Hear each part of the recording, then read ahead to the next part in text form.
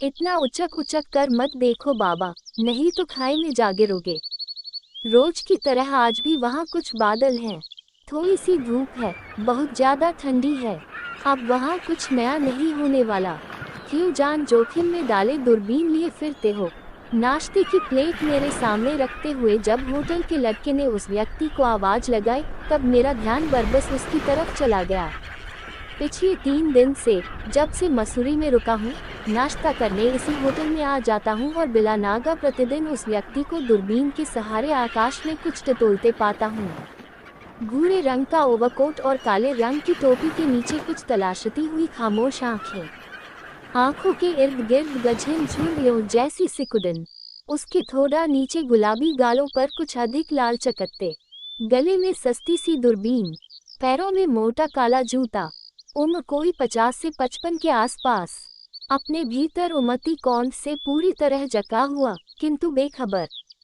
पिछले 1 हफ्ते से इस रूप में तनिक भी परिवर्तन नहीं हुआ है। मैं उस लड़के से पूछता हूँ, कौन तलाशने लगता हूँ। अचानक मेरी नज़र उसकी गठरीनुमा दुकान पर पड़ती है। मेरी आंखें खुशी से चमक जाती हैं। अच्छा विषय है बात शुरू करने का। मैं अपनी जगह से उठकर उस व्यक्ति के करीब जाकर बैठ जाता हूँ। पहले तो व्यक्ति थोड़ा सा कपकाता है, फिर एक उठती नज़र मुझ पर डालता है। मैं भी मुस्कुराकर उसका स्वागत करता हूँ। बातचीत शुरू करने का यह अवसर हाथ से निकल न जाए, इसलिए झट से एक प्रश्न पूछ लेता है। आप ऊनी कपड़े बेचते हैं क्या? हूँ, संक्षिप्त सा उत्तर। मैं हताश होता हूँ, लेकिन एक और प्रयास। मुझे एक स्वेटर चाहिए, एकदम गर्म। वह पहले तो मुझे देखता है, फिर हाँ में सिर हिला देता है, जैसे कहना चाहता हो रुको, खा लेने दो, फिर दिखाता हूँ। मुझे स्वेटर की जरूरत नहीं है, लेकिन अब बोल पड़ा हूँ इसलिए देखना पड़ेगा। देखना क्या, लेना भी पड़ सकता है। स्वेटर लूंगा तभी तो कुछ देर तक बात कर पाऊंगा और उसकी गहरी पीड़ा का धागा, जो अब मेरे मन में उलझ गया है, सुलझा पाऊंगा। मैं नाश्ता करने ही निकला था, पता नहीं जेब में स्वेटर खरीदने भर के पैसे हैं भी या नहीं। मैं जेब टटोलता हूँ, आश्वस्त होता हूँ कुछ तो है। स्वेटर न सही मोजा, कंटोपा आदि ही खरीद लूंगा। व्यक्ति इत्मीनान से खा रहा है। होटल में 2-4 लोग और आ गए हैं। लड़का पराठा सेंकने में व्यस्त है। बड़ी सी भट्टी के पास ढेर सारी आलू उबाल कर रखा है। एक महिला उसे छीलकर पराठे में भरने के लिए तैयार कर रही है। होटल के सामने थोड़ी दूरी पर एक टीला है। 16-17 साल का एक लड़का टीले पर बैठकर बांसुरी बजा रहा है। बांसुरी की धुन बड़ी मोहक है। टीले से थोड़ी दूर पर एक पेड़ के पास बैठी एक पहाड़ लड़की उस लड़के को टुकुर टुकुर ताक रही है। लड़की के पास काले रंग का झबरे बालों वाला एक कुत्ता बैठा है।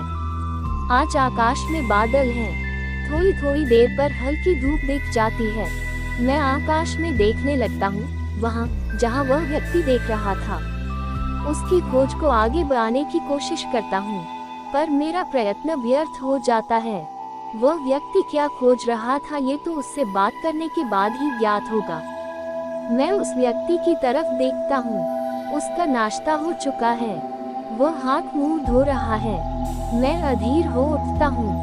वह वहाँ से उठता है, ऊनी कपड़ों का बंडल लाकर मेरे सामने रखकर खोलता है। हाँ बाबूजी, देखिए कैसा स्वेटर चाहिए। सब प्योर ऊन के हैं, एकदम गर्म। यहाँ मसूरी की ठंड में प्योर ऊन ही पहनना पड़ता है बाबूजी, फिर भी दांत किटकिटाते रहते हैं।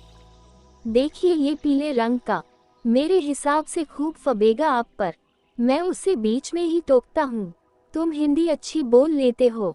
हाँ बाबूजी, जमाना हो गया यहाँ रहते हुए, सीख गया हूँ। वह पीला स्वेटर हाथ में उठाकर खोल लेता है और झटक कर मुझे दिखाता है। रंग डिजाइन दोनों अच्छा है बाबूजी, लीजिए हाथ में पकड़ कर तो देखिए। मैं स्वेटर हाथ में लेता हूँ। अच्छा तो है, लेकिन मुझे पीला रंग पसंद नहीं है। वो दूसरा नीचे जो सफेद रंग का है। अरे बाबूजी, इसकी तो बात ही निराली है। सफेद रंग जिसे पसंद हो उसको तो कुछ सोचना ही नहीं पड़ता। देखिए ये तो सबसे बया है। अब तक उदास और शांत दिखने वाला यह व्यक्ति कपड़ों का बंडल खोलते ही ठेठ विक्रेता हो गया है।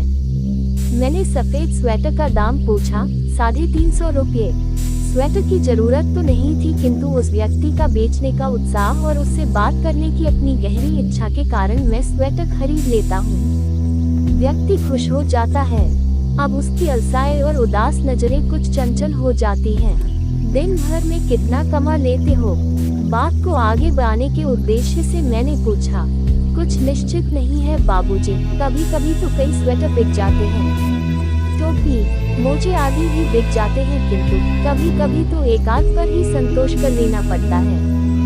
खरीद कर बेचते हो कि घर में बुनते हो? खरीद कर बाबूजी। पहले मेरी घरवाली दिन भर स्वेटर बुनती थी, लेकिन अब उसकी आंखें कमजोर हो गई हैं।